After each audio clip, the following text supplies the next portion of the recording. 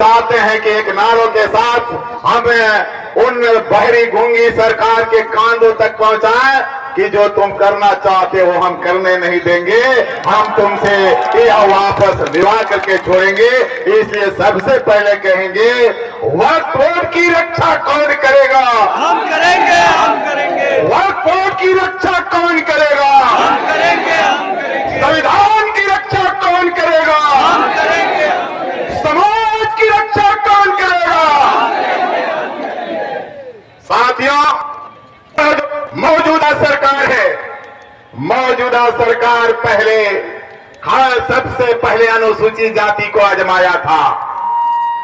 पिछले बीते हुए 2 अप्रैल को हम याद दिलाना चाहते हैं न्याय पसंद साथियों कि जब एससी एसटी एक्ट संविधान में संशोधन करके खत्म करने की प्रयास इस मुल्क के बेईमान नफरत वाली सरकार के द्वारा की गई, गांव गांव और टोले टोले तक जब निकला सिर्फ अनुसूचित जाति के लोगों ने, तो आपको मैं बता दूं कि सरकार के अंदर दम नहीं है, ये डरपोक सरकार है। सिर्फ आप तैयार होइए, यह वापस लेंगे। हम आपको विश्वास दिलाना चाहते हैं, हम ये कहना चाहते हैं कि असली हिंदुस्तानियों की यह भीड़ जो है यह दिख रही है। असली हिंदुस्तानी तो वह है जो संविधान को बचाने की बात करते हैं। यह असली हिंदुस्तानी मौजूदा सरकार हो ही नहीं सकती, क्योंकि इस देश के बापू गांधी के हत्यारे गोडसे का मंदिर बनाया, यह कभी भी हिंदुस्तानी नहीं हो सकता है, नहीं हो सकता है।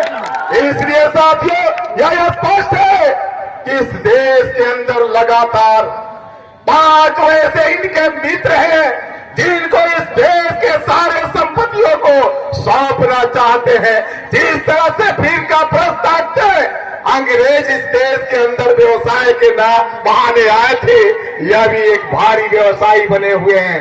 इसलिए साथियों, इस मंच के माध्यम से इस सरकार को हिदायत करना चाहता हूं, ये बदलाव देना चाहता हूं कि अब देश किसी के बाप का नहीं, यह देश इस देश के अंदर रहने वाले हिंदू मुस्लिम सिख ईसाई सबों का देश है। सबों ने खोला लगा, ये देश जो है सबों का देश है।